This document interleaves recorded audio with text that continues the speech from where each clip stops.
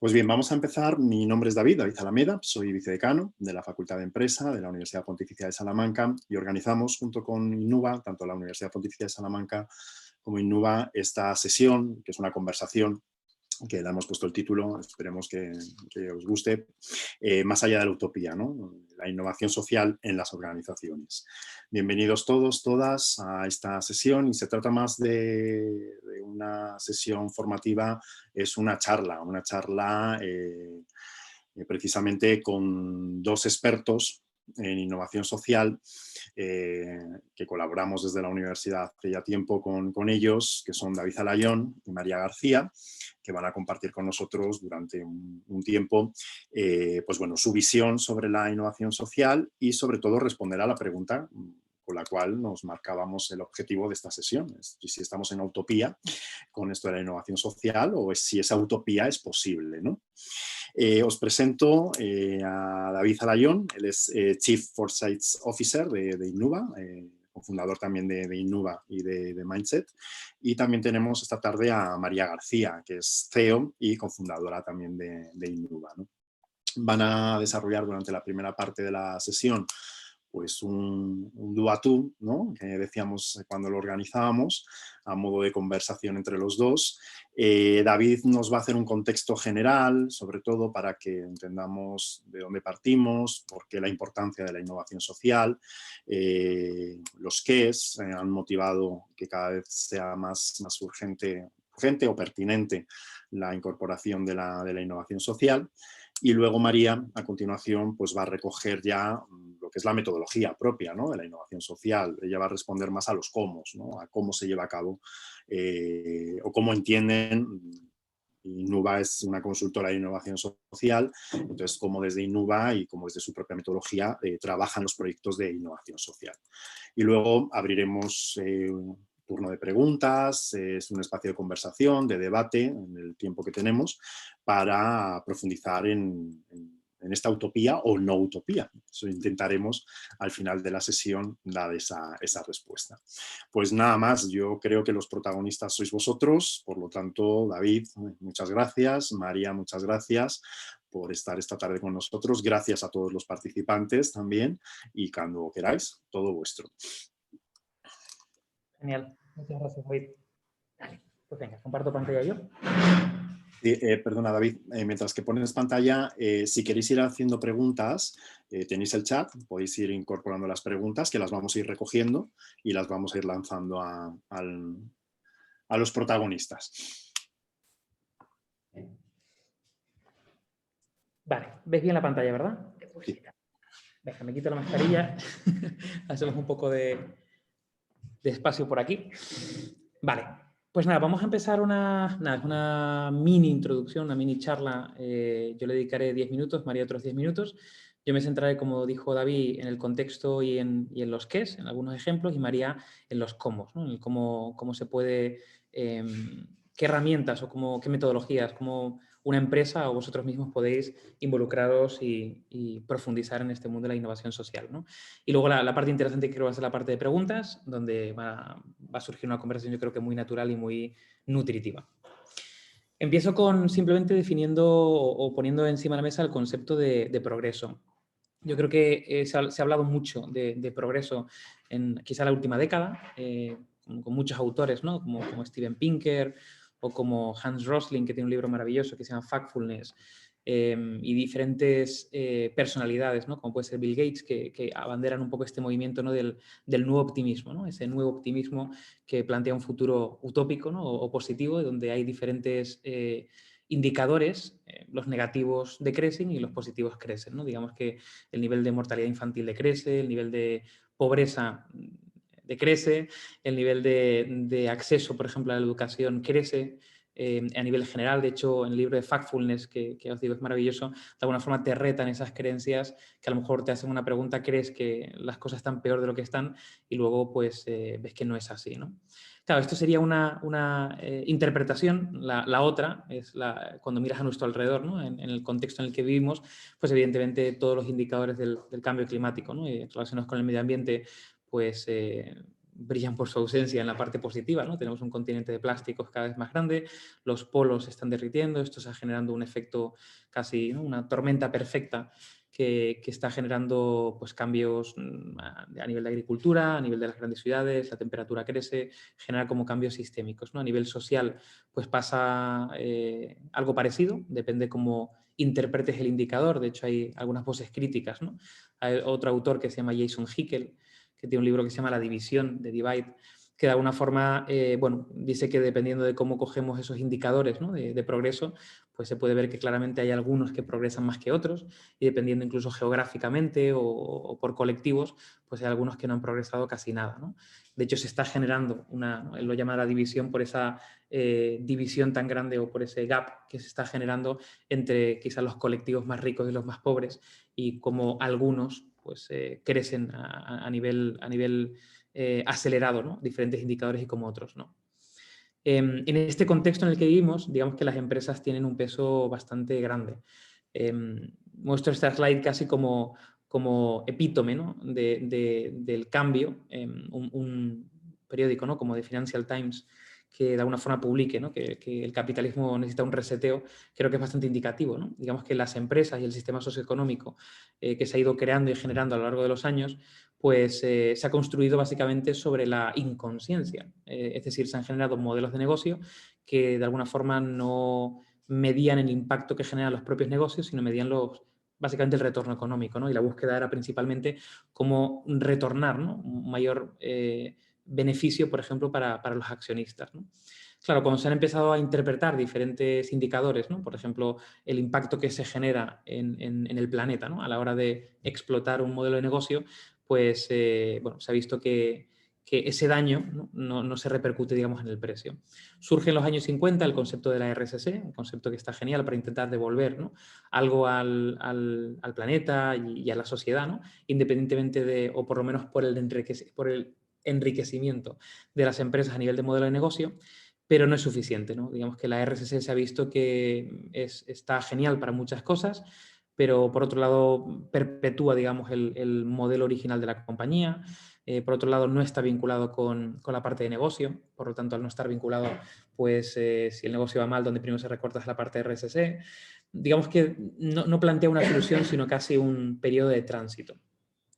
La buena noticia, y la comunico con esta portada, es que pues hay nuevos aires de cambio, ¿no? Yo creo que los últimos probablemente 8, 9 o 10 años, quizá un poquito antes, pero yo creo que han terminado de materializarse ahora, pues empiezan a surgir otro tipo de modelos, ¿no? Se empieza a hablar del modelo de valores compartidos o el modelo del triple balance o la certificación B Corp. Es decir, diferentes bueno, estandartes o movimientos, por ejemplo, un movimiento muy interesante que es el tema de inversión de impacto, ¿no?, o de empresa social. Digamos que ya esto no es filantropía, no es fundación o ONG que no tiene lucro, tampoco es empresa tradicional, sino un híbrido intermedio donde bueno, pues son entidades que tienen lucro, pero que de alguna forma tienen en el core, ¿no?, el propósito y la conciencia, y donde hay pues, un retorno al planeta y a la sociedad de múltiples maneras. Yo creo que podemos ver diferentes ejemplos de grandes compañías que se han ido poco a poco sumando a este movimiento. Podemos pensar, ¿no?, que algunas se han sumado por un tema más de greenwashing, ¿no?, un tema más de ahora es lo que está de moda, pero hay muchos ejemplos que llevan años consolidándose, ¿no? Están los 9 gigantes verdes, donde está Unilever, donde está IKEA, donde está Nike, donde hay diferentes empresas que ya, bueno, pues sus líneas sostenibles cada vez son mayores. De hecho, hay grandes promesas, ¿no?, de decir en el año 2025, en el año 2030, pues absolutamente todos mis productos van a ser, si no sostenibles al 100%, con un grado de sostenibilidad elevado, ¿no?, o con una ecoeficiencia elevada. Esos 9 gigantes verdes, yo creo que sus líneas de negocio ya superan el billón, o sea, los 1.000 millones de ingresos, por lo tanto es un indicador bastante potente, que también ha hecho, bueno, es como otro movimiento más que ha generado que el resto de compañías o compañías grandes se sumen, ¿no? Pues se sume L'Oréal, Danone se certifica como B Corp, todo el fashion retail, desde Adidas, desde Reebok, Zara, están, digamos, innovando en la parte de textiles y en esa circularidad. Hemos visto, por ejemplo, que Repsol lanzó hace 2 años un fondo de inversión de impacto de 50 millones. Digamos que hay un nivel de conciencia mucho mayor por la parte de las compañías, no solamente vinculado a la RSC, sino al modelo de negocio. Es decir, el gran eje de la innovación social, y cuando decimos social también es ambiental, medioambiental, o sea, cubre, digamos, ese triple balance, tiene que ver con negocios. Si no, este movimiento no hubiera sido posible. Y ya no solamente hay que fijarse en las grandes compañías, sino que hay otras compañías que, bueno, yo creo que ya podemos hablar de compañías nativas sociales, ¿no? Se habla de nativo digital porque nacen en el contexto digital, pero ya hay compañías que nacen de alguna forma con un propósito muy claro, con una forma de hacer las cosas muy clara, desde la parte de cultura, de procesos, de relación con proveedores, del impacto que se genera en el medio ambiente, incluso combinado con una labor más activista, ¿no? o evangelizadora, ¿no? Es decir, como ser modelos del cambio, ¿no? De ese cambio que hace falta. Quizá el exponente máximo, ¿no? sea Patagonia, yo creo que ha vinculado todo, ¿no? La parte de negocio con la parte social y medioambiental, incluso con la parte cultural, ¿no? de compañía, con un punto más activista que le ha dado ese recorrido. Pero este es el comienzo, al final están surgiendo muchas empresas sociales, algunas más conocidas como puede ser Aguara, otras quizás menos, como puede ser Ecodicta, de moda circular, o Light Humanity, que tiene ese modelo 1 a 1, ¿no? Vende productos basados en energía solar, pero por cada producto que venden, otro lo destinan, en este caso, al Amazonas, para dotar de luz a un sitio donde no hay electricidad, pero hay mucho sol, ¿no? O Timpers, que es un proyecto maravilloso bueno, emprendido por diferentes personas, pero en concreto con una persona ciega, que no ve y que ha diseñado unas zapatillas pensadas para ciegos. Me gusta mucho lo de pensadas con una mirada muy concreta para ciegos, pero destinado al mundo entero. Es decir, si una persona ciega puede ¿no? lidiar con esos zapatos que son, aparte de ecoeficientes, aparte de que el tejido está muy bien elegido, de que son más duraderos, por lo tanto la eficiencia crece, son muy usables, ¿no? Pues si lo puede ¿no? utilizar una persona ciega, cualquier persona lo puede utilizar y encima el diseño es muy chulo. Están surgiendo diferentes empresas sociales, diferentes iniciativas que no son fundaciones ni ONGs, que de alguna forma están bueno, siendo ejemplos de ese cambio y sobre todo, y me gusta recalcarlo así, ejemplos de cambio de una nueva economía, de un nuevo modelo de negocio que es posible cerrar ese círculo, ¿no? Que toca negocio, toca la parte medioambiental, la parte social y, digamos, la parte de sostenibilidad, ¿no? O sea, son sostenibles económicamente, socialmente y medioambientalmente. Dejo aquí el puente directo a María, que nos va a contar la parte de los cómo. Perfecto, gracias David por esta introducción, este contexto, porque es un contexto bastante clarificador y muy sintético en estos 10 minutos, cómo has sido capaz de contarnos los antecedentes y cómo hemos llegado hasta aquí y ilustrarnos ya con ejemplos o de empresas que van hacia innovación social o de empresas que ya nacen con ese propósito de impacto social. Pero ¿y cómo se hace todo esto, ¿no? ¿Cómo lo bajamos? ¿Cómo lo podemos llevar a la práctica? Pues María, cuéntanos los cómo.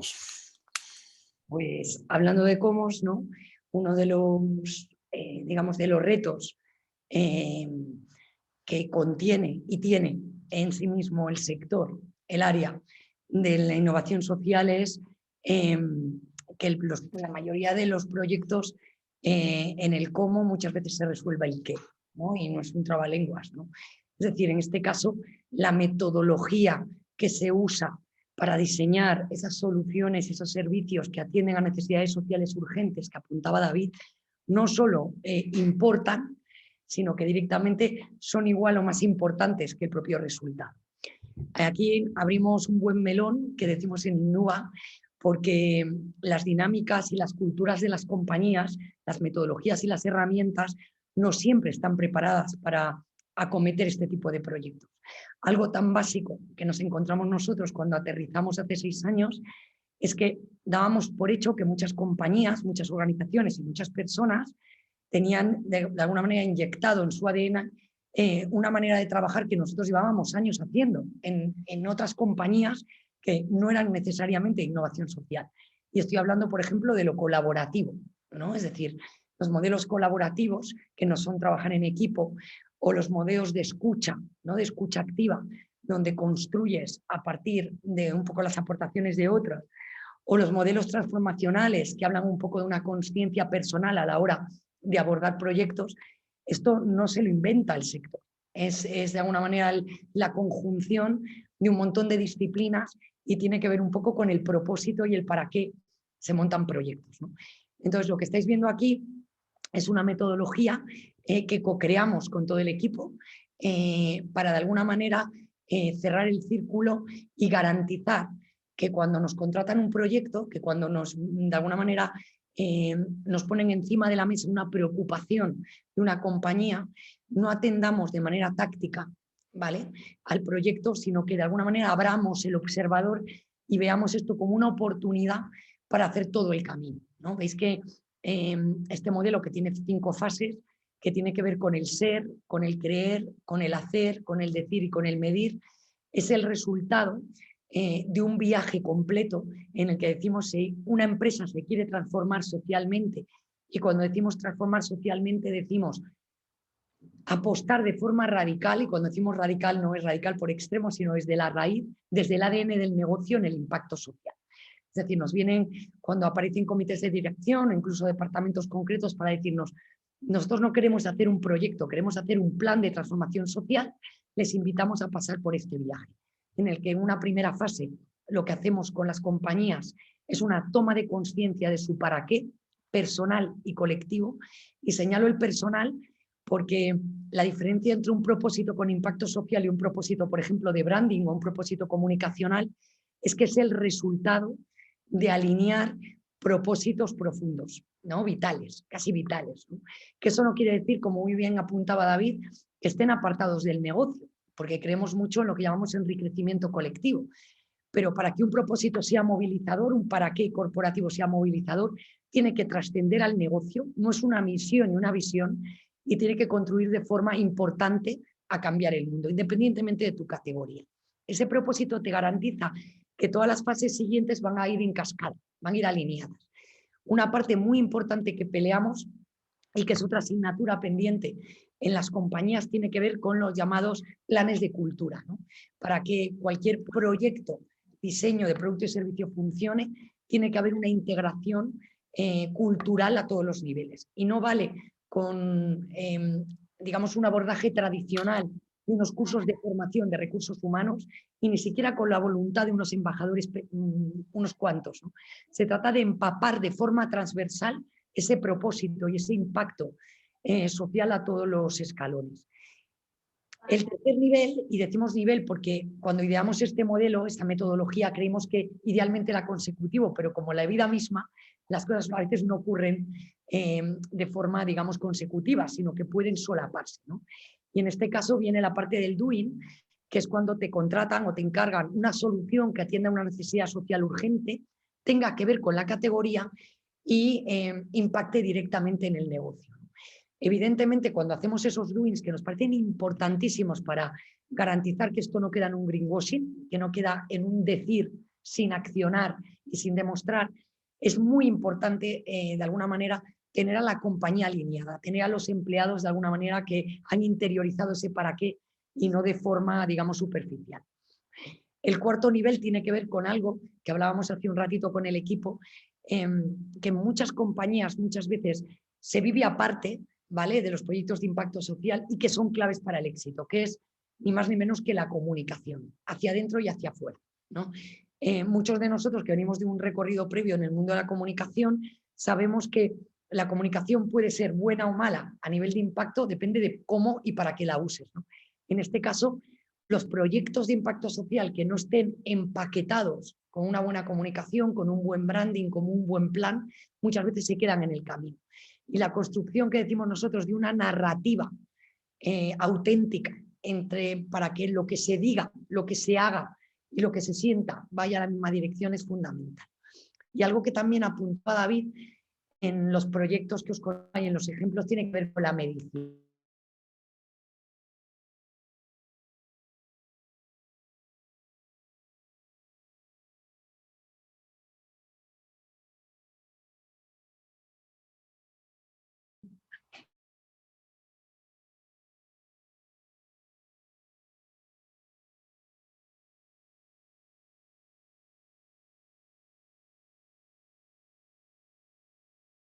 Equipos de forma transversal los KPIs que van a garantizar el éxito de este plan. Una de las cosas que aprendimos en el primer proyecto que hicimos en Innuba, que es, no se trata de abrir nuevos KPIs, sino de cabalgar sobre los existentes y seleccionar 1 o 2 cada año que te permitan garantizar esa lectura y esa medición. En segundo lugar, nos gustaría hablar de algo que puede sonar un poquito trascendente, sobre todo por el titular, ¿no? El modelo Yo, Tú, Nosotros, ¿no? Que es un modelo que aplicamos en cualquier proyecto, que le llamamos un poco la lluvia fina, que es algo invisible, pero que está en las dinámicas, está en las herramientas, está en los tonos, está en los entregables, que tiene que ver con el viaje un poco latente que hacemos con el cliente sin que él lo note, ¿no? Una vez nos dijeron unos clientes hace poco, cuando llegué al final del viaje del proyecto, es que de repente es verdad que hemos hecho un recorrido, ¿no? Empezamos por individual, luego fuimos al equipo y luego fuimos al mundo, ¿no? Entonces lo que hacemos es que cualquier proyecto contenga estos 3 niveles, como una cebolla, ¿no? Primero, que cualquier persona del proyecto se transforme individualmente en el propio proyecto, y cuando decimos un poco que se transforme es el KPI que tenemos es que cuando acabe el proyecto, esta persona tenga una mayor consciencia individual del impacto que genera con su vida en lo medioambiental, en lo social y también en la tercera dimensión que a veces se olvida, en el triple impacto, que es la cuarta, ¿no? Que es lo emocional, ¿no? Es decir, ¿qué voy a aportar yo individualmente a este proyecto? Luego hay una segunda capa que es el equipo, el tú, el compañero, ¿no? Es decir, ¿qué voy a hacer yo con el resto de departamentos? ¿Qué voy a hacer yo con el resto de compañeros? ¿Cómo voy a empezar a trabajar de forma distinta? Y luego viene la tercera capa, que es el nosotros. Nosotros creemos que los verdaderos proyectos exitosos, ahora estamos en un proyecto muy bonito de marca consciente con una organización, salen de dentro a fuera. Es decir, por eso no creemos en la consultoría tradicional. Es decir, nosotros venimos de consultoría tradicional, muchos de nosotros, y dijimos, nosotros no queremos ocupar el rol del que dice lo que hay que hacer, sino somos facilitadores para que cuando termine el proyecto todos se hayan transformado de forma colectiva. Y algo más importante, que esto ya es nuestra propia utopía, pero que de verdad que creemos que lo logramos, y es que dejamos una semilla de una forma de mirarse y de relacionarse, que es lo que entendemos que cambia el mundo, ¿no? No es tanto disparar en todas las direcciones, sino muchas veces de decir, es que a partir de ahora las cosas ya no van a ser igual. Ya no van a ser igual con mis compañeros, ya no van a ser igual con mis proveedores, ya no van a ser igual con mis aliados, ¿no? Y por último, y para terminar, compartir con vosotros, porque sabemos, muchas veces nos pedís, ¿no? Oye, pero verdaderamente, ¿en qué me tengo que formar? ¿Cuáles son las técnicas y herramientas? ¿Puedo colarme en Innuba para ver cómo lo hacéis?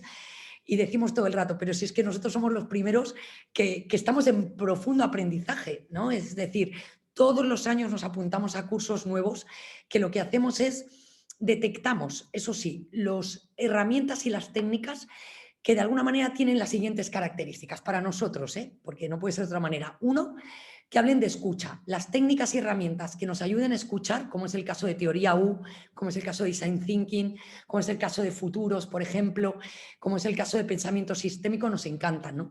Porque claro, a ver, la innovación social tiene que ver con dar soluciones a necesidades sociales urgentes. Tenemos que estar en profunda escucha. Luego también nos apuntamos herramientas que tienen que ver con lo colaborativo. Y, por ejemplo, hackeamos lo que es el teatro, ¿no? El teatro es una herramienta maravillosa, si lo sois como espectadores o si os habéis formado, es una técnica maravillosa para poner en acción y vivir un montón de emociones y un montón de intuiciones, y cuando la llevamos a nuestros clientes y a los proyectos, evidentemente lo adaptamos, ¿no? Al mundo de la empresa, al mundo de lo colaborativo, siempre con un para qué de impacto. Y luego hay una tercera, digamos, área que estamos... que David es absolutamente el experto en el asunto, que tiene que ver con lo proyectivo, ¿no? Decimos, y lo vais a entender muy bien en el mundo pospandémico, visionar el futuro en un momento donde hay tanto miedo aún y donde lo primario es lo que ahora mismo la gente necesita, ¿no? Dicen, María, es que ahora mismo lo que necesitamos es sobrevivir. Es muy difícil proyectar soluciones de impacto social en el presente. Entonces, en todos nuestros proyectos inyectamos herramientas y comos proyectivos de 2030. ¿Por qué? Porque eso te permite, de alguna manera, soñar a lo grande, y eso es una de las bases de la innovación, y luego traértelo a lo pequeñito para ir haciendo acciones concretas en pequeño, medio y largo plazo. Entonces, os podéis imaginar que cuando hablamos desde Innuba en los comos, es mucho más que un como, ¿no? Muchas veces es gracias a este tipo de herramientas y todo el equipo trae todos los años, y a medida que incorporamos a personas nos traen y nos regalan nuevas técnicas y herramientas, con clientes también, cada vez vamos sumando más nuevas formas de abordaje, ¿no? Por último, y antes de acabar, decir que todos los expertos que nos han ayudado y nos ayudan todos los días a este tipo de saberes y aprendizajes tienen una característica en común, que también es muy del sector y a nuestro modo de ver es profundamente necesaria. Y es que son herramientas abiertas. Es decir, estas herramientas las compartimos todo el rato. O sea, no son herramientas que guardamos en un cajón, las regalamos a clientes, hacemos toolkits, cuando vienen Innuvers se lo llevan, formamos a la gente para que esto se lo lleve a sus propias compañías. Ahora estamos viendo aquí en el público agencias de publicidad, agencias de investigación, consultores. Ellos saben, porque se han formado con nosotros muchos de ellos, que es que no son herramientas que nos los quedamos, son herramientas que de alguna manera las abrimos porque no puede ser de otra manera. Muy bien, gracias María por también esa capacidad de síntesis de cómo hemos bajado del contexto a la práctica, ¿no? Y cómo habéis desarrollado en Innuba este modelo y sobre todo cómo hay que pasar por todas esas etapas desde ese ser más propósito hasta la propia medición, ¿no? E incluso la metodología que detrás de cualquier proceso de innovación social hay una metodología con una serie de herramientas y técnicas, ¿no? Pues si os parece pasamos a las preguntas. Yo tenía bastantes preguntas, pero muchas de ellas ya las habéis ido contestando durante este speech inicial, ¿no? Pero bueno, si queréis, por poner un poquito más de luz dentro de esta utopía, o no, ya llegaremos al final a la conclusión si estamos o no estamos, o una utopía posible frente a las distopías, ¿no? Yo creo que lo primero que deberíamos aterrizar quizá es, David, comentabas antes, el tema del cambio en el capitalismo, un capitalismo más consciente, esas empresas conscientes, de que no solamente estamos ante empresas que tienen que generar ese beneficio para sus stakeholders desde el punto de vista de los beneficios económicos, ¿no? Ese impacto económico o desarrollo económico, sino que caminamos hacia empresas, organizaciones que vayan más allá, ¿no? Entonces, si tuviéramos que definir brevemente, ¿no? por entenderlo bien, ¿qué es una empresa consciente? ¿Cómo la definiríamos? David, María, quien queráis de los dos. Claro. Pues a ver, yo consideraría una empresa consciente esa empresa que, bueno, o nace así, o de alguna forma ha generado un proceso o ha pasado por un proceso de transformación y que de alguna forma en todos sus ejes, y cuando hablamos de ejes hablamos de gobernanza, hablamos del impacto que genera en la sociedad, hablamos de la relación con los proveedores, hablamos de la cultura y la relación con los empleados, hablamos del impacto medioambiental. Es decir, en los diferentes ejes, que por cierto, bueno, nosotros tenemos un modelo que se llama empresa consciente, ¿no? Que trabajamos esos 3 ejes, o sea, trabajamos todos los indicadores en 3 ejes y el modelo de B Corp, por ejemplo, trabaja en 6 ejes, ¿no? Pero al final son los mismos, ¿no? Es la parte de dirección, la relación con todos los stakeholders de la cadena, el impacto medioambiental, social y evidentemente el económico, ¿no? Entonces, una empresa consciente es la que, teniendo en cuenta todos esos ámbitos, ¿no? Todos esos ejes de actuación, pone conciencia en intentar generar un impacto positivo sin perder la parte de sostenibilidad económica. Es decir, se puede perfectamente generar una cultura que cuida a los empleados y ser productivo. Se puede generar perfectamente una serie de acuerdos y relaciones con proveedores y mantener un buen porcentaje, un buen margen, ¿vale? No hay que explotarlo para realmente ser sostenible económicamente. Se puede perfectamente generar un modelo de liderazgo no basado bueno, pues en el miedo, ¿no? O en la penalización, sino en otro eje muy diferente, ¿no? Es decir, todo ese tipo de cosas que a lo mejor, pues no sé, hace 20 años parecían imposibles de pensar, era como esto no se sostiene, ¿no? Y solamente hay un tipo de liderazgo y un tipo de... yo creo que ha cambiado principalmente porque nosotros como consumidores hemos cambiado y exigimos eso, y nosotros como empleados también hemos cambiado y exigimos otro planteamiento diferente, lo que ha generado empuja a generar esa empresa consciente. Entonces, es básicamente poner conciencia en esos diferentes ejes, ser sostenible económicamente, cuidando esos indicadores, esos parámetros. Ujú. Pero ¿creéis que estamos en un momento, y ahí empezamos ya a resolver la pregunta, ¿no?, de la sesión, donde estamos escuchando muchos términos, ¿no? Empresa consciente, liderazgo con impacto, triple balance? No sé si estamos en un momento o de confusión o que no se permite aterrizar cada uno de estos conceptos. No sé si lo tenemos claro, ¿no? Si estos conceptos los tenemos ya interiorizados, y si no los tenemos, ¿qué habría que hacer, ¿no?, para interiorizarlos en las organizaciones? Vale, Es pregunta para ti, María. si supiéramos cómo habría que hacerlo, vamos, imagínate, David, de aquí al premio Nobel, ¿no? O sea, no es que... Pero es bueno, sí que sabemos, o sea, tenemos pistas, ¿vale? Y vamos teniendo pistas y esto es un aprendizaje. Siempre decimos que igual que el término de innovación social está en construcción, el sector también. Y sería mentira si encontramos que tenemos todas las soluciones. Pero es verdad que nos preguntamos muy a menudo por qué ahora mismo no es una urgencia para las compañías, y más con lo que acabamos de pasar, que no ha sido poco, y con lo que estamos sufriendo, empujar proyectos de verdadera transformación social.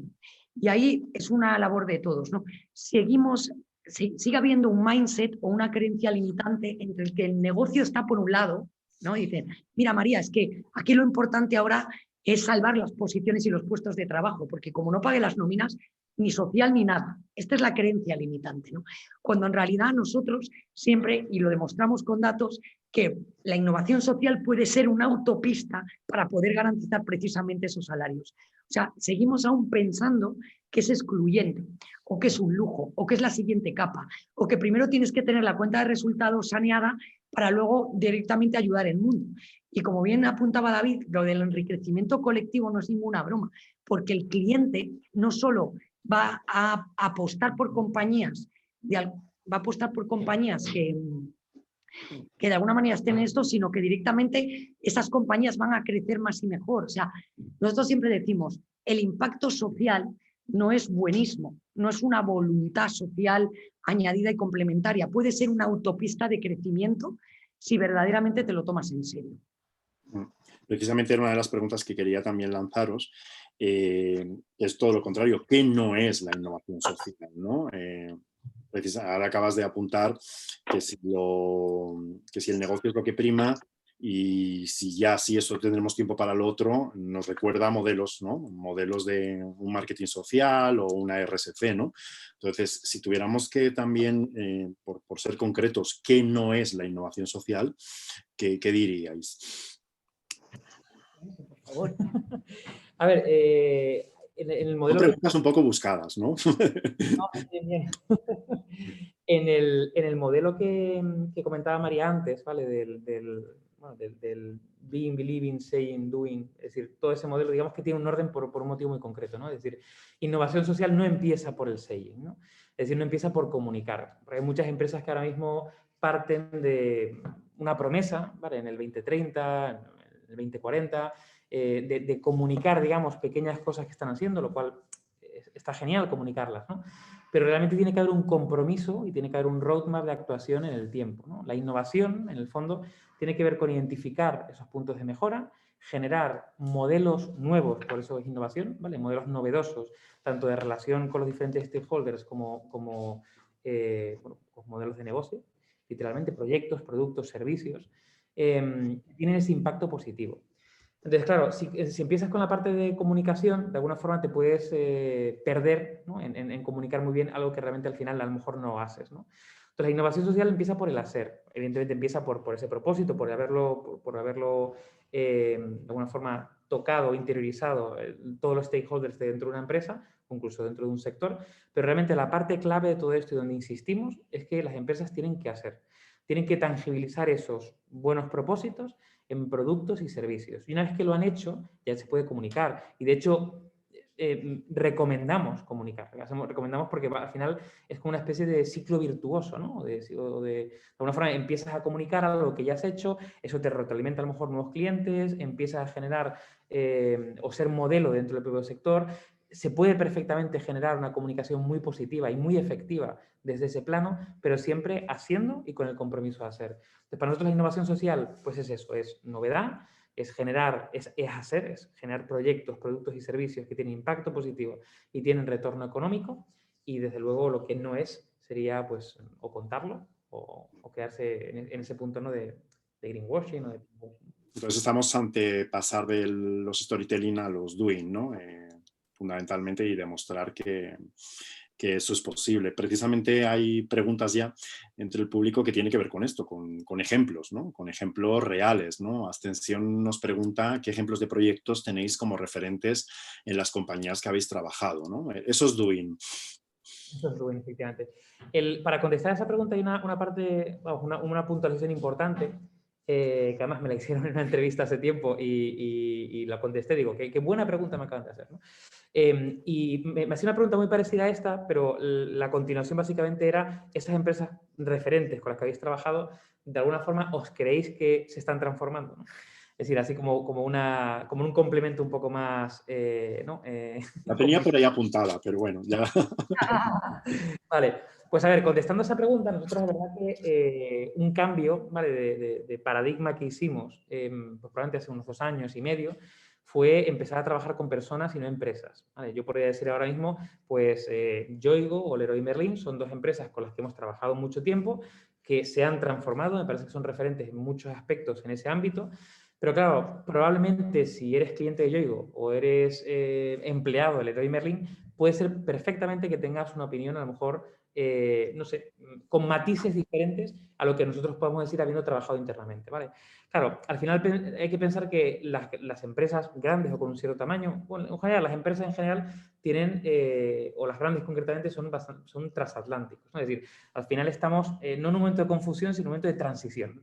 En ese momento de transición es imposible que toda una corporación cambie a la vez, ¿no? Entonces, si empezamos a trabajar con el equipo de marca, ¿vale?, dentro de Yoigo, y ese equipo de marca ha servido incluso como caballo de Troya internamente, ¿no?, para que eso se convierta o se eleve a un propósito, se empiecen a hacer acciones que tengan impacto positivo, se empiezan a medir KPIs, por ejemplo, de las historias que contamos y el efecto que generan. Con el caso del Leroy Merlin, con el que trabajamos la parte de propósito corporativo, generamos una herramienta de medición para organizar internamente los proyectos que tienen impacto positivo. Es decir, hacemos muchas cosas, pero claro, las hacemos con áreas específicas, con el objetivo de que luego eso internamente se expanda, ¿no?, como una mancha, ¿vale?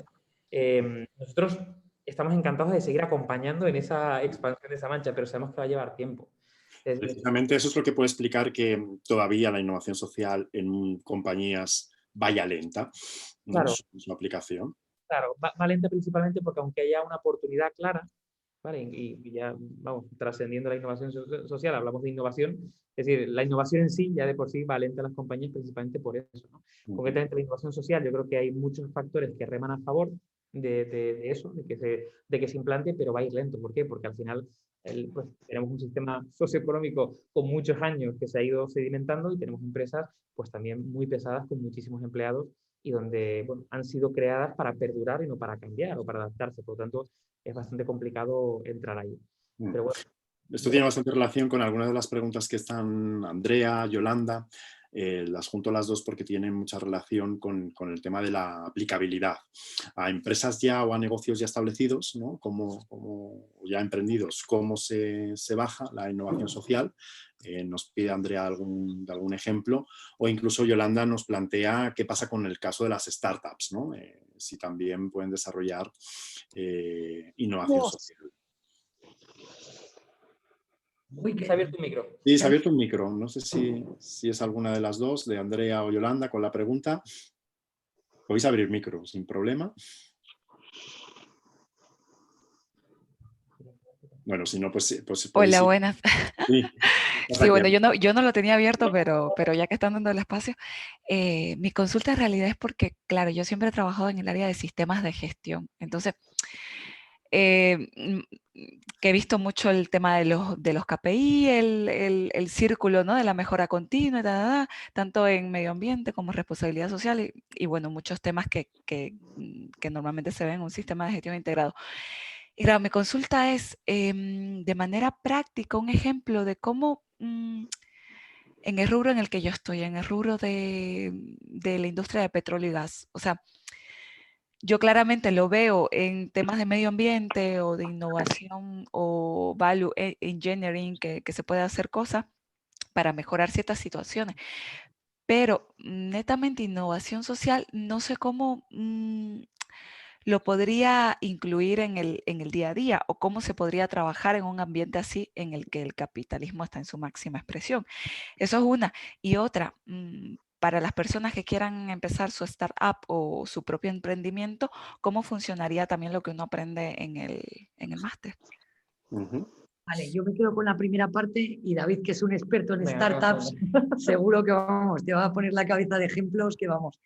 Pues Y también la pregunta relacionada con los aprendizajes, ¿no? Y con esa cultura nueva de aprendizaje en la formación para poder bajarlo, ¿no? total, total. Pues mira, Andrea, además es muy interesante que hayas puesto un sector así de provocador, ¿no? Cuando empezamos a trabajar en innovación social, decíamos, ¿tendremos líneas rojas? ¿Serán las petrolíferas? ¿Será el alcohol? ¿Será el tabaco? Teníamos grandes preguntas. Y efectivamente hoy no tenemos, nunca tuvimos líneas rojas, porque como bien dice David, al final son las personas, ¿no? Y porque nos dimos cuenta que precisamente donde más oportunidad había de cambio y transformación eran en compañías que de alguna manera nacían, ¿vale? Lanzando productos y servicios que impactan negativamente, y eso es una realidad y evitarlo es mentirse, pero precisamente el término innovación social tiene que ver con proyectar las compañías o ayudar a pensarlas desde lo que llamamos la elasticidad de la marca, ¿no?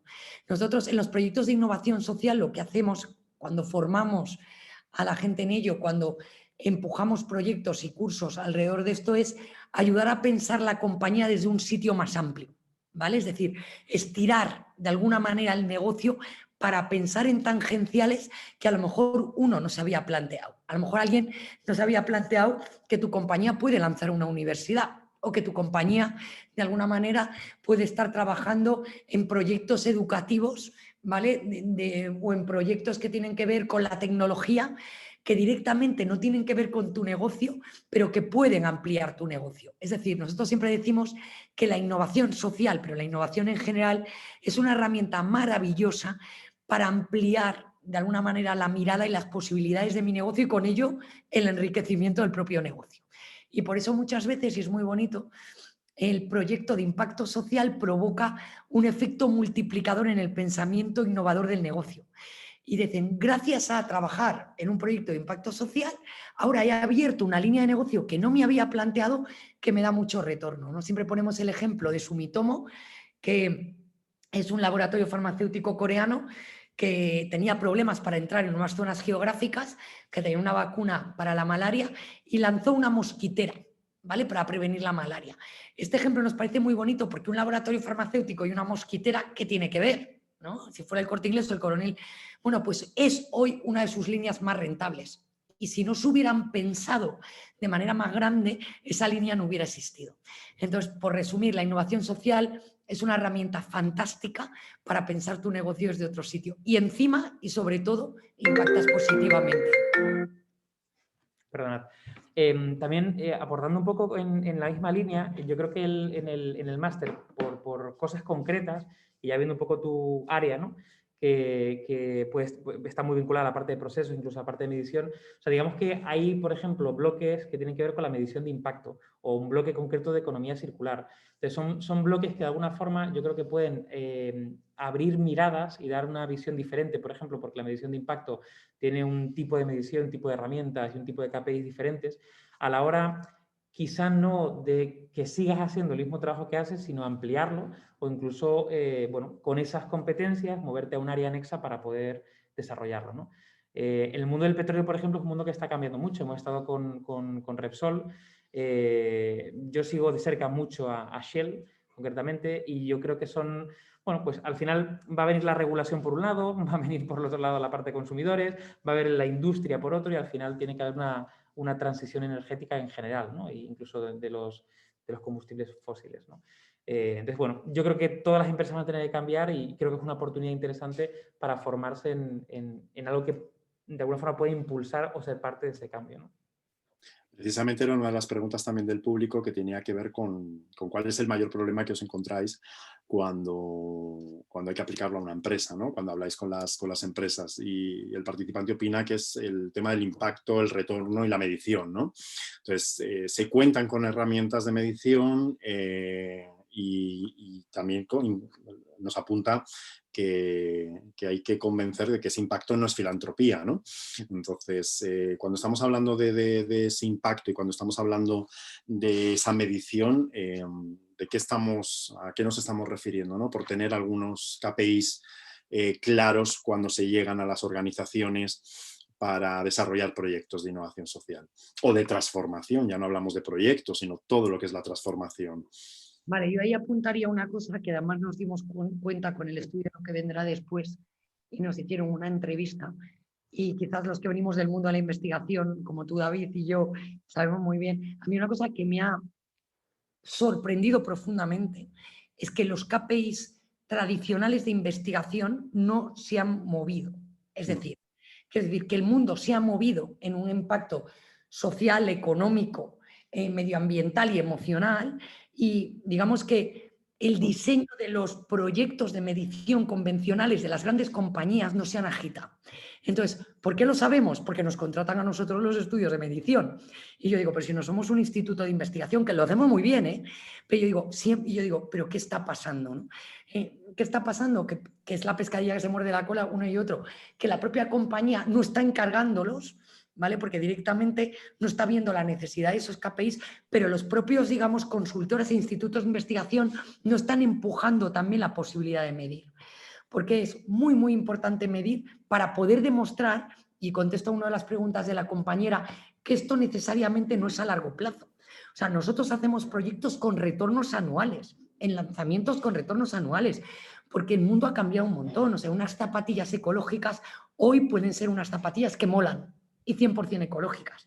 Es decir, no son el patito feo de la oferta de moda sostenible. Y claro que puedes ganar dinero al año como pudieras ganar con otro tipo de zapatillas. Entonces hay un punto ahí que hay una, digamos, asignatura enorme en la que además ponemos mucho ahí con nuestras formaciones, que es formarnos en medición de impacto, es garantizar, y Andrea lo preguntaba también, que tu propia compañía se convence de la inversión de proyectos de esta naturaleza, porque si no está apostando en lo intangible y en lo emocional. Y como buena compañía eso no es posible. Entonces estamos hablando de otra mirada a los KPIs y a otra metodología a la hora de aplicarlos, ¿no? Y que incluso esto nos puede llevar también a cierta confusión con proyectos que a lo mejor vienen más desde el ámbito publicitario o de la comunicación, que por llamarlo de alguna manera, siguen pensando la marca en términos de salud de marca que se genera con los proyectos, pero no en esos términos del doing que hablábamos antes, ¿no? Que comentabas antes. Hay que reformularlos, ¿no? De ahí iba a poner simplemente un especial énfasis, ¿no? Nosotros, la verdad, cuando montamos Innuba, decimos, ¿no?, que hacemos innovación social trascendente. Yo creo que uno de los principales aportaciones, digamos, de la medición de impacto es que no mide solo el impacto, ¿vale?, sino mide la trascendencia, mide el cambio, ¿no? De hecho, se empieza a hablar mucho de teoría de cambio y se empieza a hablar mucho de, vale, pues a lo mejor, no sé, conseguido este año pues impactar, ¿no?, o llegar a 100.000 casas, por ejemplo, con mi producto, la gente que es un producto energético, pero a partir de ahí, ¿qué cambio he generado? He llegado a 100.000 personas, a 100.000 familias, genial, y tengo un producto energético, perfecto. ¿He generado algún tipo de cambio? Si reduzco mi precio en un porcentaje, ¿puedo generar un tipo de cambio? Si lo llevo a otro colectivo diferente, ¿puedo, no sé, generar nuevos clientes y a su vez reflotar una zona, por ejemplo? Es decir, ese tipo de medición, que no es una medición en el momento, sino es una medición en el antes, en el durante y puntualmente en diferentes momentos del tiempo, creo que es algo que, por ejemplo, no se mide en las empresas. Las empresas miden, digamos, el impacto fácil o el impacto para meterlo en una cuenta de resultados, ¿no? Incluso ahora mismo que empieza el tema regulatorio con la parte de medioambiental, la preocupación concretamente está en la medición, por ejemplo, de la huella, ¿vale? Voy a medir la huella de CO2, vale, genial, la mido, perfecto. ¿Y ahora qué? ¿No? Es decir, la he medido, pero has medido el impacto, has medido lo que generas, has medido, digamos, lo anexo a esa huella. Se habla mucho, por ejemplo, ahora mismo también de, claro, mido de alguna forma mido el impacto y a partir de ahí voy a generar una solución. La solución es la compensación. La compensación no es una solución, la compensación es una medida de tránsito. Tienes que resolver tu problema original, ¿no? Entonces, digamos que yo creo que ahí hay un puzzle que no se ha terminado de resolver, sino que estamos en ese punto, ¿no?, de transición hasta poder conseguirlo. Nuria nos pregunta precisamente a la hora de llevar a cabo procesos de marcas conscientes, ¿no? Se le plantea la pregunta de cómo se puede guiar a esas marcas que quieran desarrollar esa conciencia y qué objetivos serían apropiados según la marca que representa, ¿no? Porque dice que entiende que no va a ser lo mismo, ¿no? Sino a cualquier tipo de marca y a cualquier tipo de conciencia que quiera generar. Mira, voy a aprovechar para hablar de un proyecto, no voy a hablar de la marca, pero como hasta ahora siempre hablamos de organizaciones, ahora estamos en un proyecto precioso con una ONG importante y que tiene que ver con marca y los que veníamos de consultorías de marca y todo el equipo teníamos claro que cuando abordábamos un proyecto de marca en Innova iba a ser un proyecto de marca consciente. ¿Y qué diferencia hay entre un proyecto de branding y un proyecto de marca consciente? Pues tiene que ver con el modelo yo, tú, nosotros. ¿Vale? Tiene que ver con el modelo de la marca nace y crece desde dentro de la organización hacia afuera. Es decir, la marca no la encargo a creativos, la marca no la encargo a planes de fuera. La marca la creo, la crezco, la nutro, la colaboro y la comparto entre todos. Es decir, es un proceso profundamente distinto en el resultado, ¿no? Tiene que ver también con esa parte que llamábamos del propósito, ¿no? Es la diferencia entre hacer un poco lo que llamo yo el libro del aeropuerto de la marca, ¿no? Valores centrales, valores extendidos, el branding, el posicionamiento, el tal, que esto con ser un buen storyteller y un copy ya está. Pero ¿qué ocurre si eso viene de las tripas, del instinto de la marca, de verdaderamente el archivo profundo de la compañía? Entonces, ¿qué hacemos de distinto metodológicamente? Hacemos una escucha que dice Otto Scharmer en teoría U, que es transformadora. Ayudamos al cliente a volverse a contar el relato de su marca, de su compañía, desde una conciencia trascendente que decía David de impacto social. Es decir, no vale simplemente con que tu marca mole. Tienes que, de alguna manera, preguntarte o hacerte preguntas poderosas de ¿para qué viene al mundo tu marca? ¿Cuál es su sentido último, ¿no? O dicho de otra manera, si tu marca desaparece, ¿a quién le importa? Y eso es lo que garantiza que de alguna manera las marcas de alguna manera tengan sentido y tengan vínculos mucho más profundos, pensando sobre todo en nuevas generaciones. Hay que decir también que algo muy bonito que estamos viviendo en los proyectos de marca consciente que estamos acompañando, que no son marcas, no son proyectos de marketing, sino proyectos de hacer, son la oportunidad de hacer alianzas. Es decir, y es algo que no ha salido, ¿no? Es decir, todos los proyectos de impacto social son una oportunidad para juntar al regulador / Estado, el tercer sector, emprendedores sociales, la empresa pequeña y la empresa grande. Es decir, cada vez más el mundo que quiere impactar de manera más importante va a tener que abrir las colaboraciones. Y en España esto hay que aprenderlo y hay que formarse para ello, para saber cómo sentar en una mesa a una ONG, una empresa del IBEX 35 y el gobierno. Y es una oportunidad que sentimos buenísima, buenísima. Nacho nos pregunta, directamente va para ti, David, yo creo, la pregunta, ¿cómo nos ayuda el estudio de futuros conscientes a resetear o formatear para trabajar la innovación social? Pues a ver, bueno, claro, habrá que explicar los estudios de futuros primero, pero bueno, concretamente, por resumir, de alguna forma lo que plantea estudios de futuros, o una de las cosas que plantea, es que no existe un solo futuro, sino hay múltiples futuros, ¿no? Es decir, desde el presente hay múltiples caminos que tomar, ¿vale? Y no hay un futuro predeterminado, ¿no? Si pensamos que hay un futuro predeterminado, pues al final lo que haces es mirar para ti y ver cómo de alguna forma te puedes adaptar a ese futuro y sacar lo más rentable del mismo, ¿no? Cuando tienes múltiples futuros es cuando empiezas a actuar desde tu capacidad o tu capacidad de agencia, ¿no? De influir, ¿no? Claro, los ODS, por ejemplo, que se vinculan muy bien con la parte de futuros, lo que plantean es, bueno, posibles futuros. Unos futuros donde sí que se consiguen los ODS, otros que se consiguen varios, uno que tiene que ver con el calentamiento global y el punto de no retorno. Es decir, hay futuros preferibles, ¿no? Y futuros muy poco preferibles y futuros muy probables si no se hace algo al respecto, ¿no? ¿En qué nos ayuda el estudio de futuros? En darnos diferentes herramientas para adentrarnos en esos futuros, reflexionar sobre ellos, reflexionar qué ha tenido que pasar para llegar a los mismos y sobre todo volver al presente y desarrollar estrategias. Es decir, si yo quiero que este futuro comience a pasar, pues a lo mejor tengo que generar algo al respecto, ¿no? Y si quiero que esto no pase, a lo mejor también tendré que hacer algo. Y a lo mejor pues, una persona individual pues, no tiene el peso específico, la capacidad de agencia para influir, pero una gran empresa lo tiene, un colectivo lo tiene, ¿no? Un país lo tiene, un gobierno. Es decir, son entidades que yo creo que pueden generar ese punto, ¿no? Entonces, los estudios futuros te permiten hacer envisioning, ¿no? Visualizar futuros, traerlo al presente y desarrollar estrategias. Y todos los objetivos ODS, todos los objetivos a largo plazo, los objetivos de las compañías a nivel de sostenibilidad, los nuevos proyectos que se lanzan, sí o sí miran a futuro. Por lo tanto, creo que tienen conexión directa con esa disciplina. Y aunque ha salido implícitamente durante la conversación, pero ahora lo saco ya y para ir cerrando la sesión, ¿se puede abordar la innovación social con los mismos perfiles, con los mismos cómo? Es decir, ¿qué se necesita para este cambio, para esta...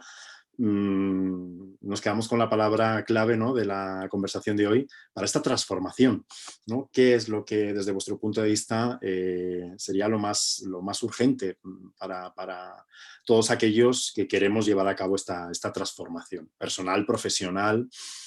Mirad, cuando montamos Innu hace 6 años, y ahora claro, lo ves y dices, caray, pues sí que lo vimos, ¿no? Pero teníamos claro, como dice David, que tangibilizar y hacer, más que decir, era fundamental. Y también era fundamental acompañar como consultores en esa transformación social. ¿Por qué? Porque igual que la transformación digital, cuando ocurrió hace 10 años, la gente necesitaba acompañamiento, necesitaba entrenamiento. Porque está. Pero apareció una tercera pata desde el comienzo que le llamamos transformación, que es la formación trascendente, ¿no? Y es decir, esto nosotros nos hemos tenido que formar. Es decir, muchos que están aquí nos conocen a David y a mí hace años y nosotros no nacimos sabiendo de innovación social. Es decir, nos lo encontramos como ciudadanos y tuvimos que formarnos para transformarnos. Entonces, una pata fundamental para poder hablar un poco de los nuevos líderes con impacto son aquellos líderes no que lo saben hacer todo, sino que tienen la curiosidad, la inquietud, la apertura, la escucha para poder formarse y entrenarse en esto. Y siempre decimos, no tienes que irte de tu compañía, al contrario, quédate en tu compañía. Pero siempre decimos, pero incorpora una capa, de alguna manera, dentro desde lo que tú haces, escala tus competencias y habilidades, amplifícalas y piénsate, como director de marketing, ¿qué podrías hacer para mejorar el mundo? Es decir, porque los directores y las directoras de marketing, los directores y directoras generales, los de innovación tienen unos activos, unas competencias y una experiencia maravillosa para mejorar el mundo. Lo que les ofrecemos nosotros en el entrenamiento, formación y en los proyectos es cómo hackear sus perfiles, no cómo cambiar, sino cómo tunearlos, adaptarlos o enriquecerlos. Y eso es lo que verdaderamente creemos. Estamos hablando de procesos formativos o de aprendizaje que generan una experiencia hacia la transformación, ¿no?, personal, y que también la puedes llevar a tu ámbito de trabajo, ¿no? De hecho, Andrea está apuntando sobre formación en certificaciones y sellos para el impacto social. Eso si queréis le podemos mandar más información a nivel concreta. Precisamente en el módulo del máster estaba preguntando sobre esto. Entonces, por ir cerrando ya la sesión, retomo el objetivo inicial de la misma y con la que habíamos empezado. Como expertos en innovación social, como expertos en diseños de futuros, ¿estamos ante una innovación social real o es una utopía? ¿Es posible? ¿Es probable? Por cerrar la sesión. A ver, yo diría que es una innovación social real y ya no solamente me baso en ejemplos de compañías que están en ese tránsito, algunas que lo han conseguido, otras que ya han nacido, ¿no?, con ese propósito, sino que ahora mismo todo el contexto, de alguna forma, rema a favor, ¿no? Es decir, hemos llegado como a los límites, ¿no?, de ese sistema socioeconómico. Los empleados cada vez demandan no tanto una transacción económica a cambio de su fuerza de trabajo, sino un proyecto o propósito casi de vida, ¿no?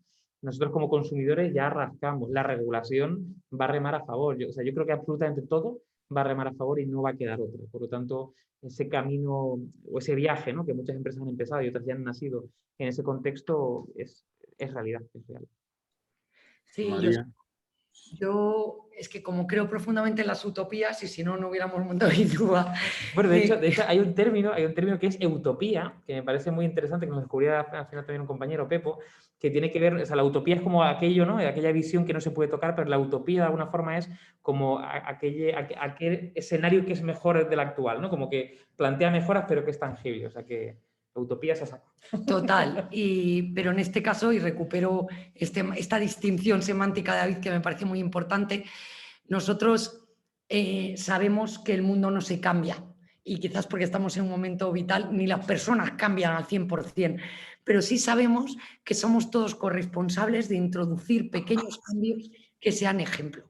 Y lo pequeño hace un montón. El 1 a 1, departamento a departamento, proyecto a proyecto, hace un montón.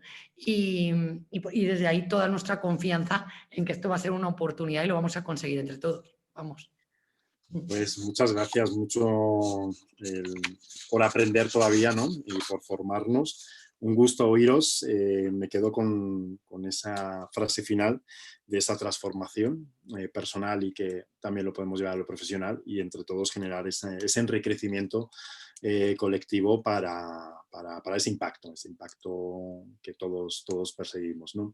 Gracias a todos y a todas las participantes que habéis estado esta tarde. Si os habéis quedado con ganas de más, pues seguramente organizaremos más sesiones como esta porque hay muchos más temas que podemos ir comentando sobre innovación social. Gracias, David. Gracias, María. Un gusto haberos tenido esta tarde y nada, nos seguiremos viendo en más charlas como esta. Gracias a todos y a todas.